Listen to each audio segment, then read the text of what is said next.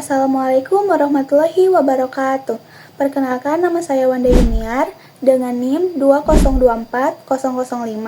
Di sini saya akan menjelaskan materi mengenai adjektiva untuk memenuhi tugas mata kuliah morfologi dengan dosen pengampu Ibu Atikah MPD.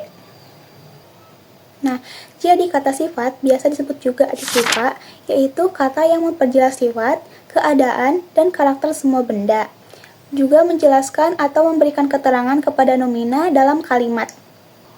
Contohnya pada kalimat Ayu memiliki tas mahal. Nah, yang menjadi kata sifat di sini yaitu mahal. Tas ini kan termasuk nomina atau kata benda ya. Jadi dia tuh berfungsi untuk menjelaskan tas ini. Selanjutnya ada fungsi dari adjektiva. Ada 3 fungsi yaitu atributif, predikatif, dan substantif. Yang pertama ada fungsi atributif, yaitu berfungsi sebagai pelengkap atau penjelas subjek dan terletak setelah subjek. Subjek itu tergolong dalam nomina ya. Contohnya pada kalimat mobil hijau itu melaju begitu cepat. Nah, mobil itu tuh termasuk subjek atau kata benda. Hijau tuh termasuk adjektiva. Nah, jadi hijau ini termasuk pelengkap dari kata mobil. Yang selanjutnya ada fungsi predikatif, yaitu berfungsi sebagai predikat atau pelengkap dalam kalimat. Contohnya itu kalimat celana anak itu kepanjangan. Nah, pertama kita harus menentukan pola kalimatnya terlebih dahulu.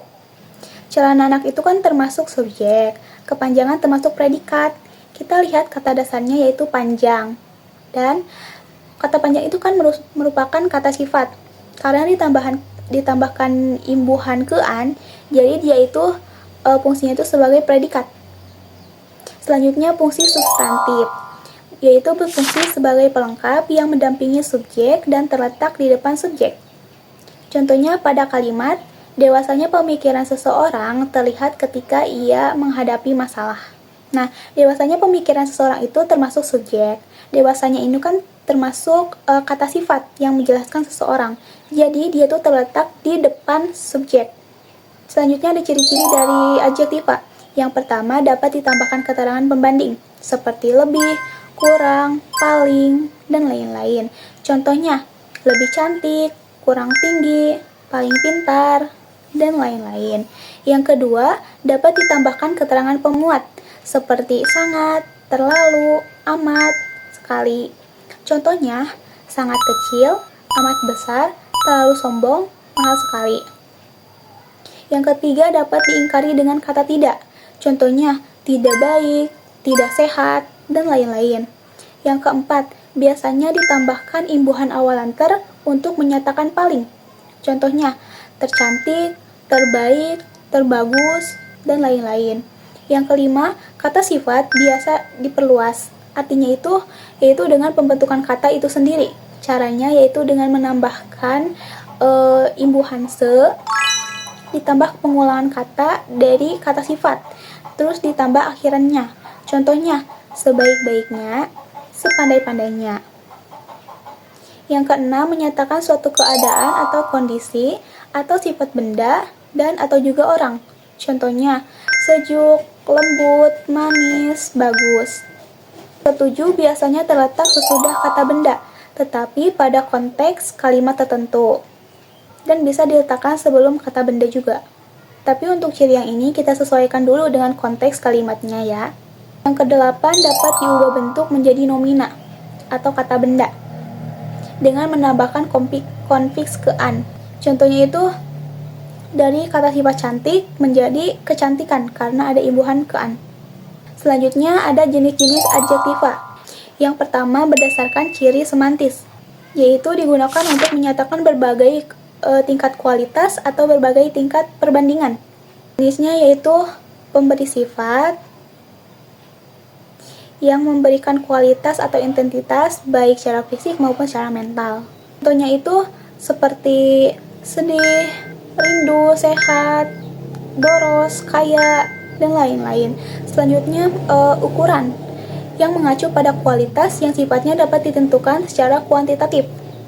Contohnya itu berat, besar, kecil, luas, panjang, pendek, dan lain-lain. Selanjutnya ada warna. Misalnya merah, kuning, hijau, biru, putih, hitam, dan lain-lain. Selanjutnya bentuk, yang merujuk pada bentuk suatu benda, baik yang didasarkan pada ukuran 2 dimensi maupun 3 dimensi. Contohnya itu bulat, datar, persegi, lonjong, cembung, cekung, dan lain-lain. Selanjutnya waktu, yang mengacu pada masa atau waktu tertentu yang berkaitan dengan terjadinya suatu proses. Contohnya itu lama, cepat, lambat, singkat, perlahan, dan lain-lain.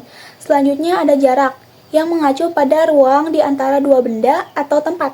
Contohnya itu jauh, dekat, lebar, rapat, renggang, dan lain-lain.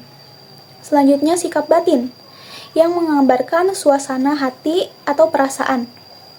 Contohnya itu bahagia, sedih, gembira, ceria, dan lain-lain.